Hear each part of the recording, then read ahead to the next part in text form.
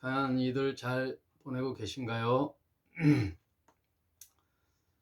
어느덧 다니엘 이제 마지막 시간을 맞이하게 됐습니다. 지난 시간에 제가 70일에 대한 이야기를 하면서 이제 그 당시 주변 바벨론 주변 국가들을 온전히 통합하는 시대는 페르시아 때 고레스 왕에 의하여 모든 나라가 이렇게 이제 병합되는 역사 속에 이제 이 고레스 왕이 뭐 너그럽고 인자해서가 아니라 그것은 이제 당시 식민지 나라의 포용 정책으로서 고레스가 펼치는 정책으로 인간적인 시각으로 보면 보이지만 그 배후에는 이제 하나님께서 그렇게 하시는 거예요.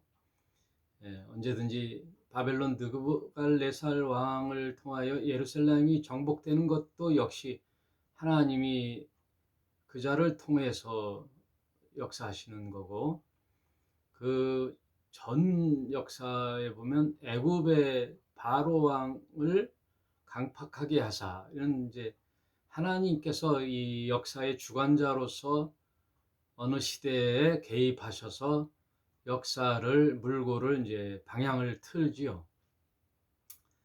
온전히 이것은 이제 인류의 구원사적, 구속사적 사관으로만 발견할 수 있는 그런 영적인 면이에요. 그래서 제가 고레스가 이제 식민지 포용 정책, 유화 정책으로서 이제 각 나라로 귀환해서 그 나라에 이제 총독을 세우든지 분할 통치하는 이제 그런 정책을 폈어요. 그리고 나서 말하자면 이제 고레스가 귀환령을 내리고 나서 다니엘에 예언된 바는 바벨론 포로는 70년으로 작정됐지만, 그거는 누구라 그랬죠? 예레미야의 예언대로, 예레미야 선지자의 예언대로 너희는 바벨론 왕을 70년간 섬기게 되리라. 그 예언대로 이스라엘이 바벨론으로 붙잡혀가서 70년을 보내, 뭐 70년이 다가오겠죠. 60년하고 70년 사이 언저리에 다니엘 나이가 벌써 70년이 가까우니까 80세에서 80 초반 이런 고령의 나이 때 예레미야의 서책을 보게 됐어요. 그때 너희 나라는 70년으로 작정됐다. 그러니 곧 이제 포로에서 너희 나라로 귀환될 것이다 라는 것을 깨달아 알게 되었다. 그게 이제 지난 시간에 공부했죠. 그랬을 때 다니엘이 또 천사로부터 들은 메시지가 뭐예요? 단지 바벨론 포로로 돌아오는 것이 너희 이스라엘의 미래에 대한 하나님의 계획이 아니라 이스라엘에 대한 하나님의 인류 역사의 플랜에는 70일에로 작정되었다. 그 얘기를 하는 거예요. 이제는 예레미야가 아니라 다니엘을 통하여 그것을 기록하여 간수하라는 거죠. 70일에로 작정되었다. 그래서 그 70일의 작정 중에는 먼 훗날 그리스도가 이 땅에 오실 텐데 그 그리스도가 언제 끊어지느냐, 그런 예언들이 디테일하게 기록됐다 그랬잖아요. 그래서 69일에 되는 해. 그러면 이걸 날짜로 따져볼 때 지금은 뭐 상세히 안 하겠지만 대체로 7년을 70회로 보면 되는 거예요. 70일, 70시간 뭐 또는 70년, 그게 아니에요. 7년을 70일회로 보는 거예요. 그러니까 한 일회를 7년으로 보는 거죠. 그거는 민수기에서도 보면은 40일을 하루를 1년으로 감안하여 너희 이스라엘 백성은 40년을 광야에서 유리하고 방황할 것이다. 그렇게 이제 성경에는 곳곳에 하루를 1년으로 계산하는 게 있어요. 그런 것처럼 7일에는 7년을 뜻하고 그것이 70회로 하니까 7, 7이 49, 490년으로 보는 것이 대부분의 개신교 학자들의 공통된 의견이에요. 그러면 69일이니까 한 일회가 빠지면 490년에서 7년을 빼면 483년이에요. 그러면 그 483년 때 메시아 그리스도가 끊어질 것이요. 끊어진다는 것은 죽는 거죠. 그게 이제 다니엘에 예언되어 있는데, 이런 숫자에 대한 얘기는 여러 해석들이 많지만 너희의 그 포로의 기한은 70년으로 작정되었다라는 그 연도에 대한 예언과 성취가 있듯이, 다니엘을 잘 연구해 보면 정확한 날은 못을 박아놨잖아요. 예수님이, 그리스도께서. 그날과 그때는 아무도 알지 못하느니라. 오직 아버지의 권한에 두느니라. 이건 예수님도 모른다는 뜻이 아니고 아버지의 권한에 두는 거예요. 모든 통치의 그 섭리 기간은, 타임라인은. 그리고 아버지는 그 기한을 늘리기도 하시고 땡기기도 하신다 그랬잖아요. 전에 말씀드렸죠. 예. 애굽에서 가나안으로 가는 게 일주일이면 가는 여정을 40년을 광야에서 돌게 했다라는 것은 이 민족이 과연 나를 믿느냐 안 믿느냐를 보는 거죠. 나의 말을 청종하고 순종하느냐 안 하느냐를 보고 싶어 하심이니라, 그 얘기를 말씀드렸잖아요. 그러니까 하나님은요, 기한이 중요한 게 아니라 언제든지 우리 믿는 신자 인간들이 창조주 하나님을 기억하고 그의 율법의 말씀을 순종하는지 아는지를 보고 싶어 하는 거예요. 이들이 우상을 버리고 오직 여호와 하나님만을 섬길 것인지, 그 말씀대로 사는지 아는지를 보고 싶어 하는 거죠. 여러분, 하나님께서는요, 우리가 잘 먹고 잘 살고 이 땅에서 성공하고 부귀와 영화를 누리는 거를 보고 싶어 하는 게 아니라 예? 꼭 명심하세요. 어느 교회는 맨날 이 얘기만 해. 축복, 축복. 예? 예수 믿으면 너희가 잘 되고 돈 잘 벌고 잘 먹고 잘 살게 되리라는 게 성경에 어디 있어요? 그거는 만문이즘 속에 종교를 그런 방향으로 가르치는 사이비 목사들이 가르치는 거예요. 예. 여러분, 제가 다큐멘터리를 좋아하는데 그 그거 있죠. 그 티베트 그 산맥을 산보 걷고 이렇게 쭉 엎드려 가지고 손에는 나무를 이렇게 딱 묶어 놨더라고요. 예. 그래서 쭉 이제 하는 그 순례의 길 있죠.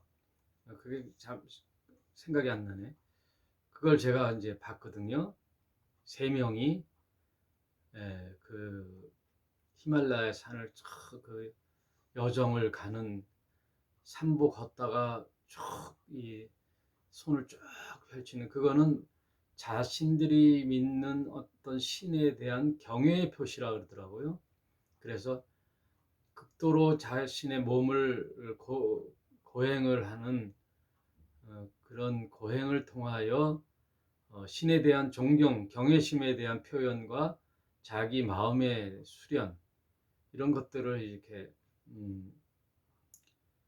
어, 그, 그 제목이 뭐더라? 그걸 하여튼 그것을 보면서 이런 이방신을 섬기고 이방 종교를 믿는 자들도 그 고행을 자처하는데 온 우주의 주인이시오 창조주 여호와 하나님을 믿는다는 것이 단지 내가 이 세상에서 잘 먹고 잘 살고 성공하고 부귀와 영화를 누리는 그게 목적이라면 얼마나 아이러니하고 우습습니까? 예? 기독교가 단지 그걸 뜻하는 거겠어요? 아니잖아요. 예. 하나님께서 너희 이 하나님의 율법의 말씀을 던져주시고 그 말씀대로 나를 섬기며 우상을 섬기지 않고 나를 따르는가 안 따르는가를 관심을 보시는 거죠. 예. 그거는 기간이 좀 길어져도 연단을 통하여 바른 가르침을 해주고 싶은 하나님 마음, 이거는 어떤 부모도 마찬가지잖아요. 그래서 여러분, 구약을 대표하는 하나님과의 단절은 우상숭배라고 그랬잖아요. 예, 하나님을 버리고 우상을 섬기고 혹은 하나님도 섬기고 우상도 섬기는 양다리로 하든지 이런 오직 유일하신 하나님을 섬기는 그 신앙심을 버리는 역사가 구약이잖아요. 우상숭배. 그래서 하나님은 가장 미워하는 것이 우상숭배, 견디지 못하잖아요. 결국 이스라엘 백성도 우상숭배로 바벨론 포로의 70년 생활을 하는 거잖아요. 그러면 신약에서는 그 우상숭배의 대표적인 단어가 뭐예요? 신약에서는 우상숭배를 뭐라 그래요? 탐심이라 그러거든요. 탐심은 곧 우상숭배니라. 신약에서 적시해 놨잖아요. 여러분 속에 있는, 저와 여러분 속에 있는 그 탐심이 우상숭배예요. 탐심. 뭐든지 소유하고 싶고, 뺏고 싶고, 내가 그걸 집착해서 내 소유로 만들고 싶은 것, 나의 것으로 만족하지 않고 남의 것을 탐하는 그 탐심, 모든 것의 탐심, 먹는 것의 탐심, 지식적인 탐심, 일에 대한 탐심, 일도 너무 일에 그 워커홀릭이라고 그러잖아요. 빠지는 거예요. 중독, 일 중독. 일을 열심히 해서 자기 만족을 하는 그것도 탐심이에요. 어디에 집착하는 것. 어느 분야든 어떤 조화로움 속에 있어야지, 하모니를 이루어야지 어디에 쏠리거나 집착하는 게 탐심이에요. 그리고 이기적인 내 자신의 욕구, 이런 것들이 다 탐심.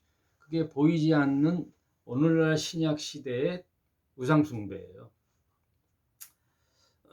오늘은 다니엘 12장을 할 터인데, 이런 그 연대에 대한 것들을 지난 시간에 제가 이제 고레스 왕 때 있잖아요. 너희 이스라엘 민족에게는 71회로 작정되었다. 그러나 가장 열망하는 그리스도의 나라, 메시아의 도래를 이스라엘은 꿈꾸고 있잖아요. 그 이스라엘의 도래와 끊어짐은 어디냐? 69일에라는 걸 딱 명시해 놓는 거예요. 그러니까 온 성경의 초점은 초림 예수와 재림 예수와 기록을, 그날을 기록해 놓은 거예요. 그러니까 D-Day와 V-Day. 그래서 교회라는 그 기간은 D-Day와 V-Day의 긴장 상태, 그 과정을 교회 시대라고 하는 거예요. 그래서 그걸 신학적 용어로 already but not yet이라고 그랬잖아요. already, 이미 시작됐으나, D-Day, 예수님의 초림. 그러나 아직은 아닌, but not yet, 아직 끝나지 않은 그 영혼 각축장, 사탄의 마지막 때와 그리스도의 나라를 만들어가는 과정 속에 있는 기간이 신약 시대인데, 그게 교회 시대라는 거예요. 그 교회 시대도 7교회로 역사를 만들어 놨잖아요. 계시록에 보면. 그런 것처럼 이렇게 하나님은 인류의 구속사적 컨셉을, 플랜을 이렇게 타임라인을 만들어 놨단 말이에요. 그게 성경에 적시해 놨단 말이에요. 그래서 70일에로 작정되었느니라. 그래서 69일에는 언제부터 그 시작점이 있을 거 아니에요. 그래서 따져 보니까 고레스의 귀한 영이 있고 아닥사스 왕의 귀한 영이 있어요.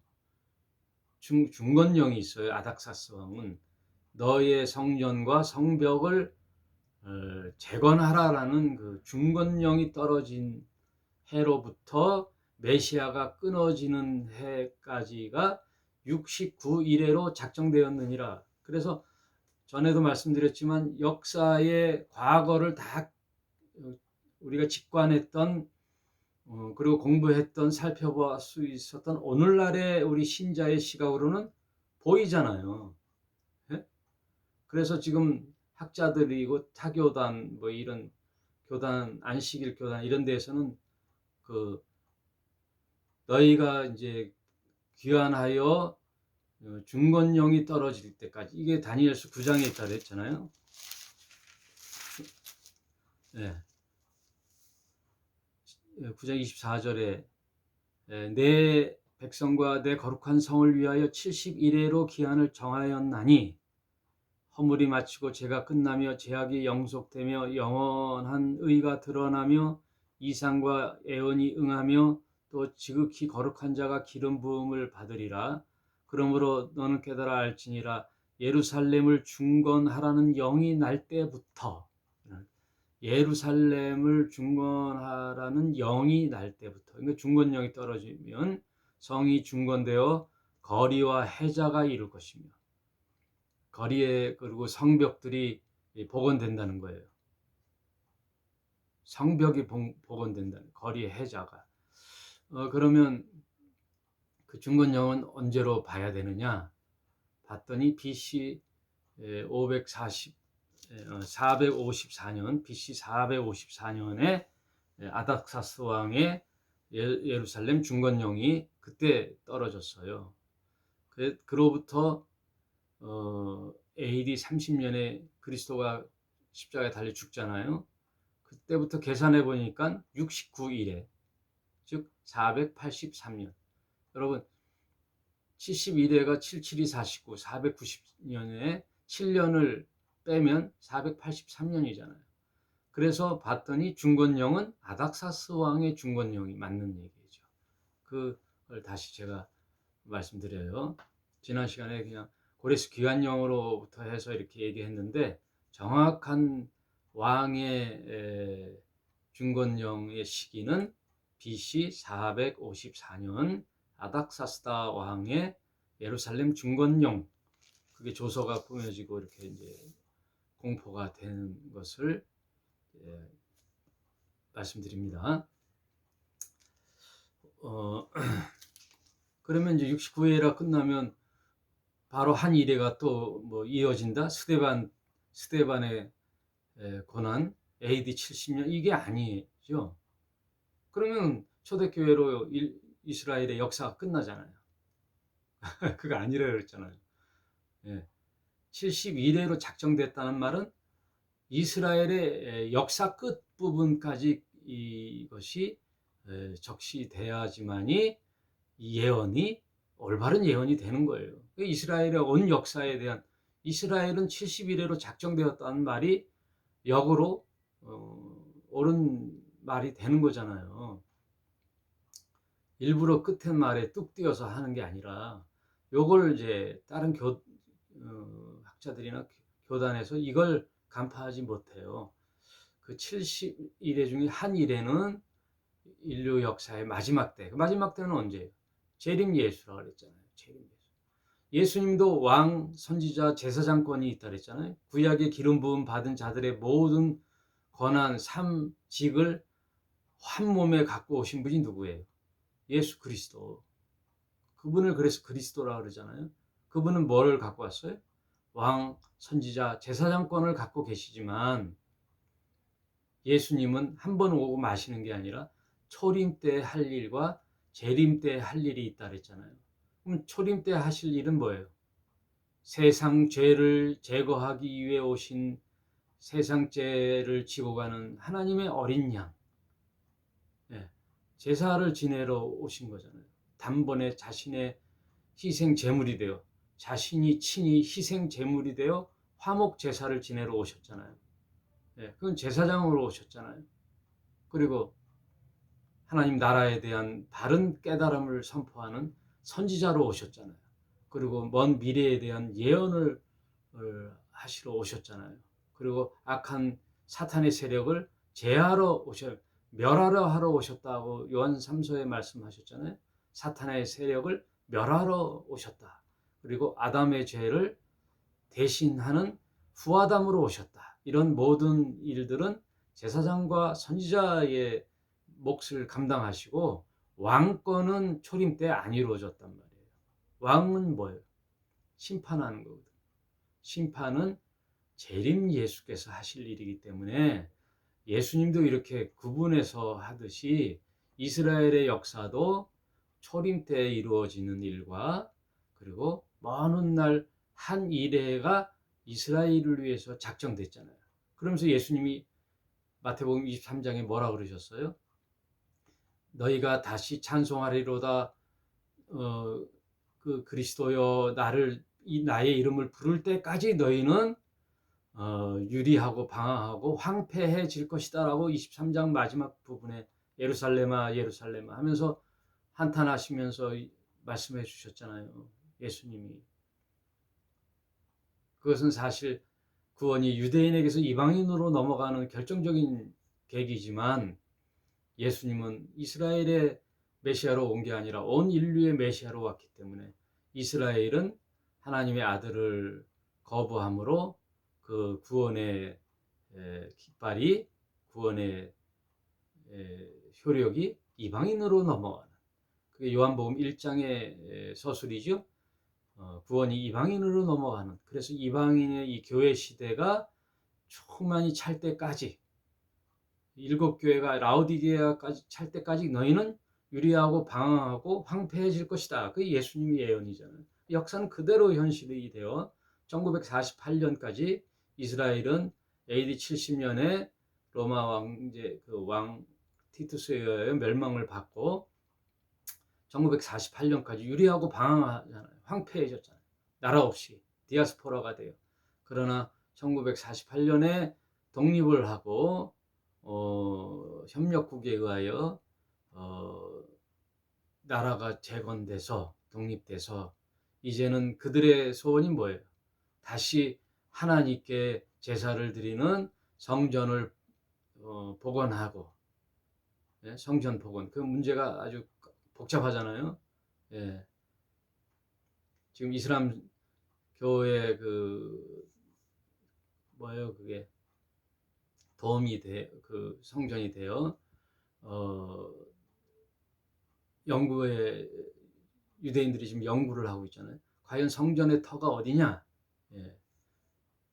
이슬람 사원이냐 아니면 예루살렘 성전이냐 과연 그 성전의 터가 어디냐 하고 2000년을 복원하면서 연구하고 있어요. 그래서 어떻게 됐든 정치적인 합의가 일어나든 평화의 조약이 하여튼 성전이 재건되면 그 성전에서 제사를 드릴 때 적그리스도가 등장하는 이런 건 요한계시록에 예언돼 있어요. 아무튼 쭉 지금 다니엘을 쭉 살펴봤습니다. 다니엘 마지막 부분 오늘 12장을 보면서 여러분 이런 것들이 단지 뭐 기한을 생각해 보자는 게 아니에요. 여러분 오로지 이것은 역사의 주관자는 하나님이심을 깨닫고 그리고 세월을 아끼고 우리 신자는 곧 주님이 오실 날을 기대하며 주님이 뭐 10년 후에 오신다는데 그러면 내가 오늘이나 내일 죽으면 그 주님의 재림하고 나하고 그게 무슨 상관이 있어요, 여러분? 예? 예를 들어 계산을 잘 했다 그래요. 70일에 한 일에 1250일 뭐 이런 2300주야 이런 걸 계산을 잘 했더니 2024년에 7월 나팔절 날 예수님이 오신다는 그 계산이 정확하게 떨어진들 내가 내일 죽고 내년에 죽으면 그게 무슨 소용이 있냐 이거예요.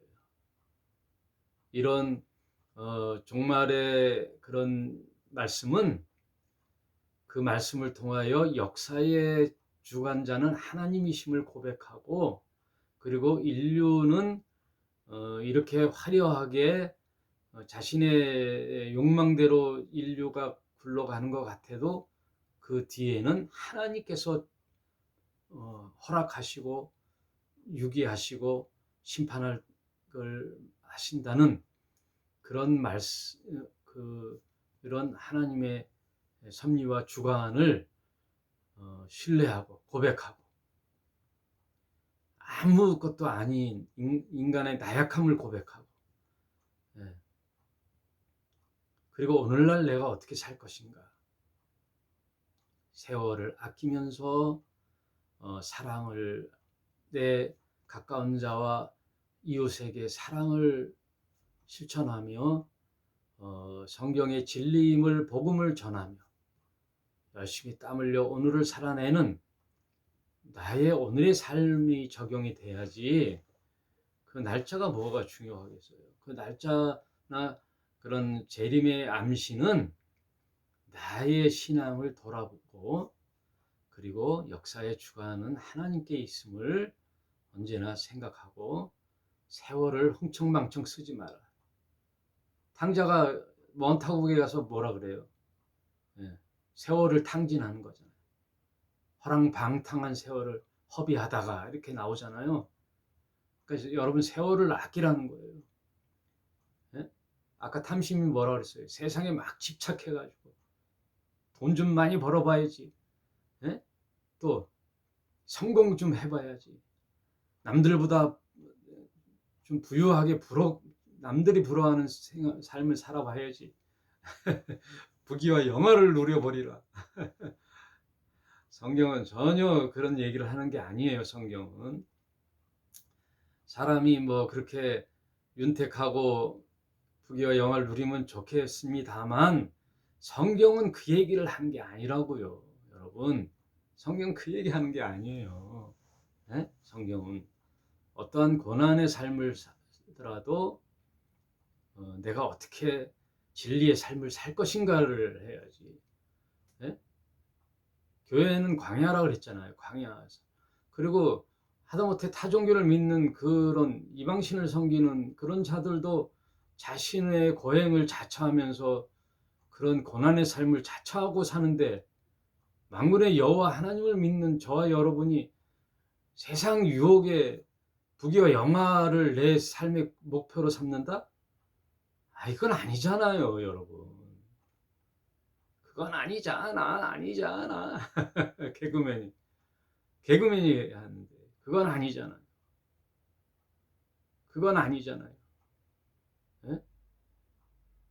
부귀와 영화를 누리는 게 우리 삶의 유일한 목적이다? 아니잖아요. 여러분, 탤런트 김수미 씨 아시죠? 그리고 탤런트 김혜자 씨 아시죠? 김수미 씨가 남편의 사업의 몰락으로 엄청난 경제적 곤란을 겪을 때, 생계마저 위협을 받을 때 김수미 씨가 후배 탤런트나 동료 탤런트한테 100만 원, 200만 원, 300만 원 이렇게 꿔가면서 생활을 하면서 또 빚에 쪼들려 살 때, 김혜자 씨는 완전 그 전원일기만 찍을 때만 해도 꼴초라 그랬어요. 꼴초 김혜자 씨가. 그러다가 예수를 믿고부터 완전히 삶이 변하여 권사님이 되시고, 그분이 또 아프리카에 가서 선교 활동도 하시고 이웃을 살피는 그런 삶의 여정이 있는데, 어느 날 김혜자 씨가 김수미를 찾아가, 너는 왜 다른 탤런트 동료들한테는 돈을 다 꾸는데 왜 나한테는 돈 꿔달라는 소리 안 하니? 어?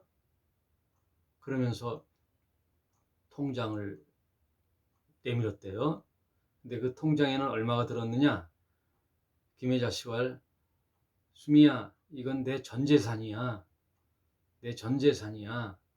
이거 갖다 너 빚 청산하고 찔끔찔끔 돈 꾸지 마. 네가 쓸 만큼 다 써. 그리고 안 갚아도 돼. 왜? 나는 이 돈 필요 없어. 나 내일 아프리카 간다. 아프리카 가려고 그랬더니 내 눈앞에 아프리카가 있네. 수미야, 네가 아프리카였네. 내가 먼 곳에 가서 기아 난민들을 도울 일이 아니라 먼저 너를 도와줘야 되겠네. 하면서 내 전 재산을 주면서 안 갚아도 돼. 그러나 네가 다시 회복되어 갚으려면 나머지 다 쓰고 남은 돈만 줘. 내 돈 안 갚아도 돼. 나는 또 뭐 벌면 되니까. 난 그 돈 필요 없어. 하고 전 재산이 든 통장을 줬다는 거예요. 김수미 씨한테. 너무 감동적이지 않아요? 그랬더니 김수미 씨가 통곡을 하면서 자기의 빚을 갚고 열심히 일을 해서 돈을 모으고 나중에는 갚았다는 그런 일화가 있더라고요. 여러분,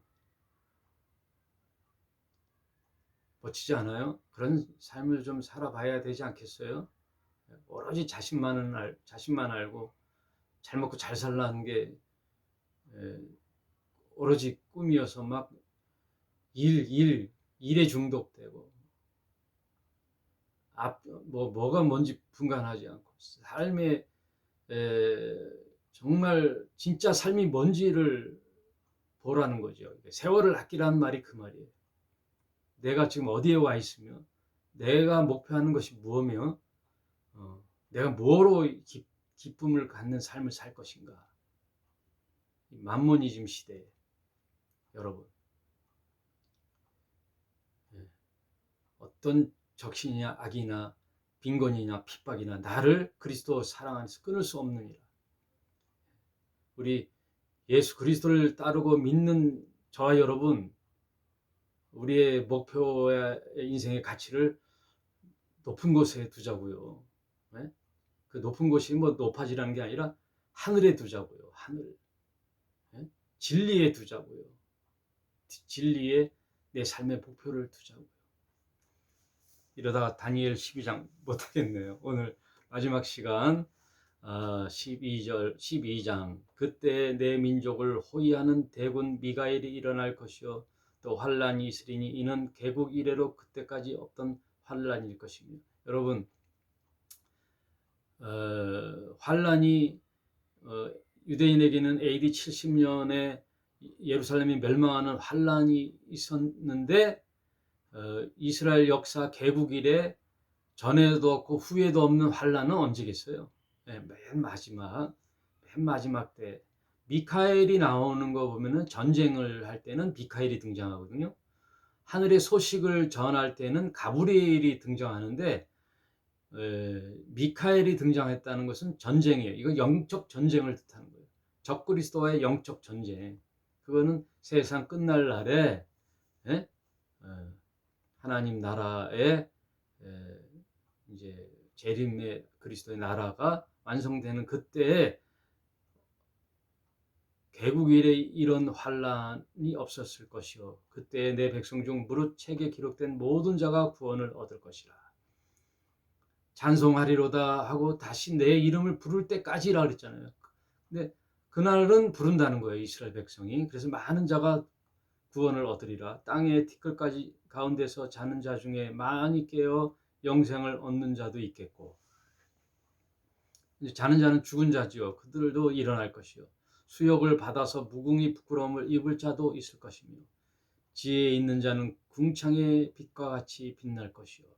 많은 사람을 옳은 대로 돌아오게 하는 자는 별과 같이 영원토록 빛나리라. 여러분 이 얘기예요. 저와 여러분의 인생은 이것을 위해 사는 거죠. 어떻게? 많은 사람을 옳은 대로 돌아오게 하는 자는 별과 같이 영원토록 빛이리라. 어떻게 하면 잘 먹고 잘 살고 어떻게 하면 뭐 내 성공을 위해 이게 아니고 세상이 추구하는 가치관이 아니고 많은 사람을 진리의 삶으로 복음의 삶으로 생명의 삶으로 돌아오게 하는 자는 하늘의 별과 같이 빛나리라. 다니엘아 마지막 때까지 이 말을 간수하고 이 글을 봉함하라.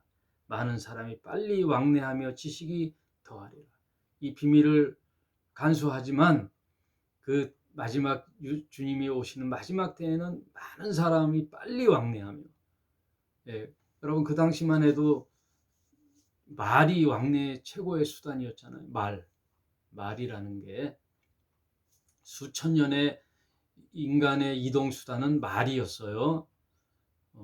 중동 지방은 낙타요 그런 거였잖아요. 그러나 제리메 때 인류에는 뭐예요? 사람들이 빨리 왕래하잖아요. 예? 비행기, KTX, 자동차 이거 빨리 왕래하죠. 그래서 세계가 1위권이잖아요. 언제든지, 예? 아침을 서울에서 먹고 점심을 동경에서 먹고 저녁을 미국에서 먹는 이런, 그리고 여행을 뭐 홍콩 같은 데는 뭐 당일치기로 갔다 오기도 하고 이렇게 빠른 왕래가 있고 지식이 더하리라. AI 뭐 칩 안에 수만 권의 백과사전의 지식을 메모리 반도체 안에 딱 넣을 수가 있잖아요. 그래서 앞으로는 책이 출판사가 안 돼요. 예. 모든 것들이 내 손 안에 지식이 들어오거든요. 핸드폰 안에.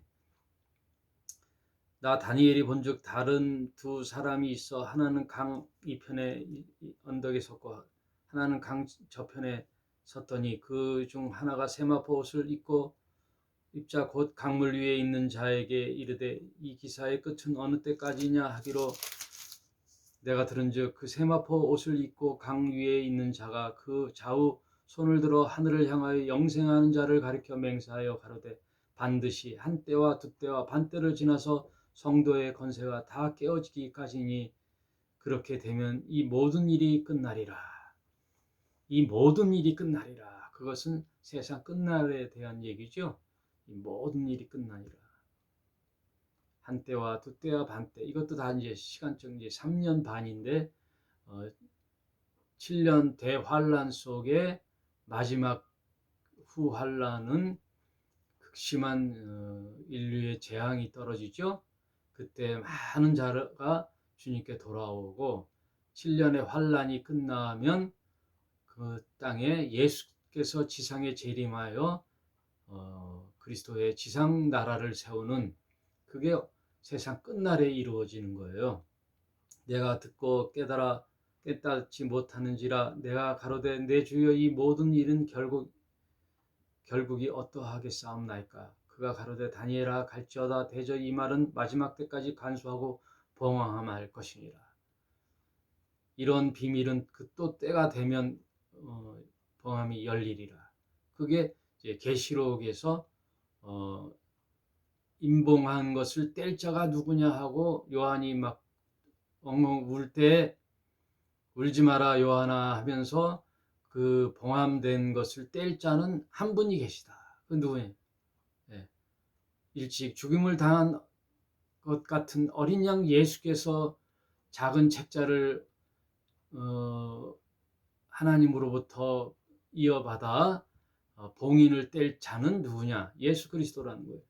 인류의 주관자는 예수 그리스도잖아요. 예. 인류를 총체적으로 관장하는 자는 하나님 아버지, 그리고 또 인류의 역사적 현재에 와서 주관하시는 분은 예수 그리스도. 그것을 영으로 오는 세대와 오고 오는 세대의 모든 하나님의 뜻을 실현시키는 자는 성령 하나님. 그래서 성부, 성자, 성령께서 이 모든 것을 이루시리라. 많은 사람이 연단을 받아 스스로 정결하게 되며 희귀할 것이나 악한 사람은 악한 일을 행하리니 악한 자는 아무도 깨닫지 못하되 오직 지혜 있는 자는 깨달으리라. 이런 시간들을 보내도 악한 자는 여전히 악한 일을 하고 어, 선한 자는 옳은 일을 행하게 될 것이다. 매일 드리는 제사를 폐하며 멸망케 할 미운 오리 새끼 물건을 세울 때부터 1290일을 지날 것이요 기다려서 2335일까지 이르는 그 사람은 복이 있도다. 이것을 또 날짜로 다 계산해서 하는 분들이 있어요. 이것은 이런 일들을 매일 드리는 제사를 폐하고, 이거는 신구약 중간기에 안티쿠스 에피파네스에 의하여 예루살렘 성전이 파괴되고 거기에 돼지머리 신상을 올려놓는 그런 치욕적인 일들이 역사는 또 반복돼서 일어난다는 거예요. 악한 사탄의 세력들은 이런 일을 반복해서 한다는 거예요. 그러니 그 당시에 적그리스도가 안티쿠스 에피파네스잖아요. 역사는 또 종말에 또 이런 일을 행할 적그리스도가 출현한다는 거예요. 여러분, 성경에는요, 예수님이 오시는 날을 중점으로 이렇게 펼쳐졌잖아요. 왜냐하면 성경 전체의 주제는 예수 그리스도잖아요. 구약은 오실 예수를 예언하였고 신약은 다시 오실 예수를 증언하는 거거든요. 그렇다면은 예수님이 항상 등장할 때 모형론이 있거든요. 그리스도 모형론. 예수님이 오시기 전에는 이런 징조가 있는데 예수님 오시기 전에 엘리야와 같은 이가 온다 이거예요. 엘리야가 와서 예수님을 예비하리라. 그래서 구약에는 항상 예언이 메시아가 중점인데 모세와 같은 일을 우리 민족을 위하여 하나님 보내주신다. 또 다윗 왕조처럼 가장 찬란한 왕조인 다윗 왕 같은 왕이 올 것이다. 그리고 또 뭐예요? 엘리야와 같은 이가 먼저 와서 그리스도를 나라를 예비할 것이다. 이건 역사에 항상 같은 굴레인데 장차 그 날, 마지막 날, 예수님이 재림하는 그때에도 예수님을 모방하는 적그리스도가 출현하는 거예요. 적그리스도. 자기가 예수님이다, 그리스도다라고 표방하는 자들이 안티쿠스 에피파네스와 같은 아주 악한 적그리스도가 등장한다니까. 그때는 광명의 천사로 온다 그랬잖아요. 정말 그리스도처럼 모방해서 코스프레 하잖아요. 항상 사탄은 하나님을 코스프레해서 사탄도 삼위일체로 나타나고 바다에서 올라오는 적그리스도가 있고 그 바다에서 올라오는 적그리스도에게 모든 권한을 주는 자가 누구예요? 성경에 용이거든요. 용. 계시록에 보면 용이 그에게 모든 권세를 준다 그랬잖아요. 그럼 그 용은 누구냐? 옛 뱀이요. 그건 에덴 동산에 있는 아담과 하와를 유혹했던 옛 뱀이요. 마귀라고도 하고 사탄이라고도 하는 그 용. 그게 계시록 13장의 설명이잖아요. 거기에 보면 이 적그리스도에게 모든 권한을 용이 줘. 그리고 이 바다에서 올라오는 이 짐승인 적그리스도는 또 자기의 권한을 거짓 선지자인 땅에서 올라온 선지자들에게, 땅에서 올라오는 짐승들에게 그 권한을 나눠주는 거예요. 그래서 자기 나라를 세우려고. 그게 7년 대환란에 일어나는 일들이에요. 이거는 역사적 반복이에요. 그러니까 666 같은 이런 것들, 적그리스도 이런 것들이 다 시대마다 그런 모습들이 있단 말이에요. 결국 재림 때 그런 모습들이 나타나는 거예요. 그래서 마태복음 24장, 주님은 이 때를 어떻게 얘기하느냐. 24장 23절 한번 보겠습니다. 마태복음 23장. 여러분, 마태복음 24장 25장은요 예수님의 제자가 질문을 해요. 저 예루살렘 성전이 무너질 것이다 그러니까 이 제자들이 깜짝 놀라잖아요. 그러다 야, 이상한데 하고서는 밤이 되어 종용이 가서 제자들이 예수님께 물어봐. 낮에 하신 예수님 말씀이 좀 궁금합니다. 뭐가 궁금하냐? 우리의 그 신앙의 아주 기둥인 저 성전이, 아주 민족의 자존심이라고 하는 그 저 성전이 돌 하나 돌 위에도 없이 다 무너진다 그랬는데 주님 언제 그런 일이 있고 또 세상 끝날 이 땅 세상 지구의 종말에는 무슨 일이 일어나겠습니까? 하고 질문을 하잖아요. 그 질문에 대한 풀이가 마태복음 24장, 25장이거든요. 그러면 AD 70년만 설명하면 안 되잖아요. 그러니 24장, 25장은 짧게는 AD 70년 예루살렘 멸망 때를 설명해주고, 그리고 이 세상 끝날에는 어떤 일이 있겠습니까? 라는 질문에 대한 답을 해주는 거예요. 아니, 이게 전후 문맥을 잘 보면은 알거든요. 그래서 여러분, 제가 계시록을 강의하고 세상 종말을 강조하는 목사라고 해서 너무 거기에 치중되어 있지 않나라고 생각하면 안 돼요. 성경은 언제든지 이런 거에 다 포함되어 알고 있으라는 거예요. 오늘날 현실에서 복음으로 진리로 사는 삶도 중요하지만 먼 훗날에 있을 인류 역사의 성경, 여기도 이것도 성경이니까요. 성경의 말씀을 통전적으로 이해해서 역시 모든 역사의 알파요 오메가이신 하나님, 역사의 주관자이신 하나님, 그 역사의 주관자이신 하나님이 나의 아버지이시니 내 인생도 하나님과 함께 모든 어려움과 고난을 이겨내리라, 하나님을 의지하리라. 성경을 통하여 오늘 나의 삶을 직시해야 되잖아요. 적용해야 되잖아요. 현재 나의 삶에 적용하면서 사는 사람. 그래서 결국 뭐라고요? 세월을 아끼고 사랑하며 살으라는 거예요. 만물이 때가 가까웠으니 더욱 사랑하며 살아라. 근데 만물의 때가 언젠지는 알아야 되잖아요. 왜요? 성경에 있으니까. 성경에 있으니까. 왜 계시록을 공부 안 해요? 왜 다니엘을 공부 안 해겠어요? 완벽하게 풀 수는 없어도 또 잘못 풀었다가 다시 또 수정하고 그때 또 이런 얘기였구나.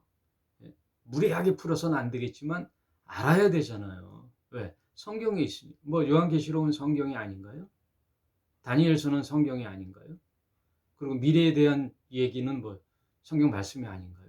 온통 성경은 예언의 책인데, 그러니 마태복음 24장 23절엔 뭐라고 얘기하느냐? 그때에는 AD 70년이 아니에요. 세상 끝날에는 사람이 너희에게 말하되 보라 그리스도가 여기 있다 혹 저기 있다 하여도 믿지 말라. 금방 얘기했죠. 적그리스도가 온다니까요. 내가 그리스도다. 거짓 그리스도와 거짓 선지자가들이 일어나 큰 표적과 기사를 보이어 할 수만 있으면 택한 자들도 미혹하게 하리라. 잘 믿는 신자도 내가 그리스도다, 내가 그리스도니까 이단 사이비가 아주 막 범람한다는 거예요. 전 세계에 내가 그리스도다 하고 하는 이단 사이비가 수백 개예요. 그 중에 우리나라가 엄청 많아요. 아마 절반은 차지할 거예요. 우리나라. 보라 내가 너희에게 미리 말하였노라. 그러면 사람이 너희에게 말하되 보라 그리스도가 강야에 있다 하여도 나가지 말며 보라 골방에 있다 하여도 믿지 말라. 번개가 동편에서 나서 서편에서 번쩍인 것 같이 인자의 임함도 그러하리라. 번개 칩니다 하고 오나요? 아니죠. 번쩍 하잖아요. 급하게 어느 날 갑자기 알지 못하는 시간에 죽음이 있는 곳에 독수리들이 모일지니라. 그날 환란 후에 즉시 해가 어두워지며 달이 빛을 내지 아니하며 별들이 하늘에서 떨어지며 하늘들의 권능들이 흔들리리라. 그때 인자의 징조가 하늘에서 보이겠고 그때 땅의 모든 족속들이 통곡하며 그들이 인자가 구름을 타고 능력과 큰 영광으로 오는 것을 보리라. 네, 인자의 임함이 이러하니 모든 족속이 구름을 타고 오신 예수를 보고 통곡한다는 거예요.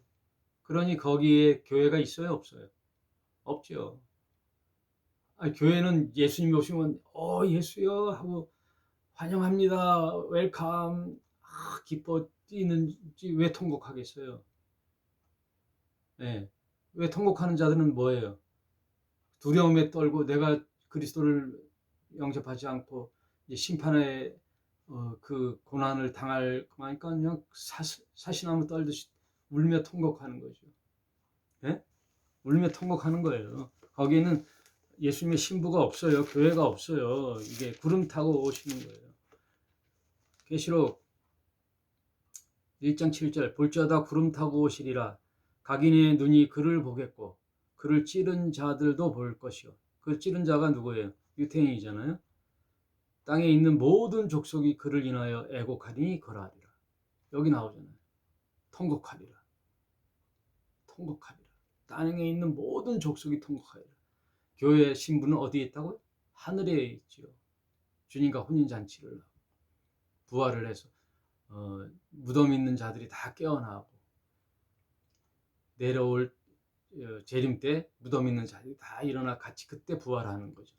그래서 그리스도의 나라가 이제 하나님의 그리스도의 철장 권세의 심판의 통치가 이루어지는 거예요. 심판은 우리를 심판하는 게 아니라 세상을 심판하는 거예요. 그럴 때 하늘이 변화하고 달이 빛을 이루고 태양도 빛을 이루고 이런 건 뭐예요? 예, 인간의 죄로 탈핵된 이 지구와 이 땅도 다시 복원되는 거예요. 세상 천지가 개벽이 이게 복원이 돼요. 다시 그리스도의 평화의 나라 말씀으로 세상을 창조하시니까 그걸 못 하겠어요? 예, 모든 것이 이제 악이 붙잡히고 사탄이 멸하여질 때 그의 나라는 이제 평화의 나라가 도래하는 거예요. 여러분 심판은 곧 구원이에요. 유대인의 마지막 구원의 때가 이르는 거예요. 이게 다니엘 마지막 때에 기록됨을 아시고 마지막 결론은 그날을 인지하고 인식하면서 세월을 아끼며 오늘날을 사는 저와 여러분 진실로 살고 사랑하며 살고 진리에 꼭 믿음을 간직하는 저와 여러분이 되시기를 주님의 이름으로 축원함을 드립니다. 여러분 화이팅입니다. 여기까지 할게요.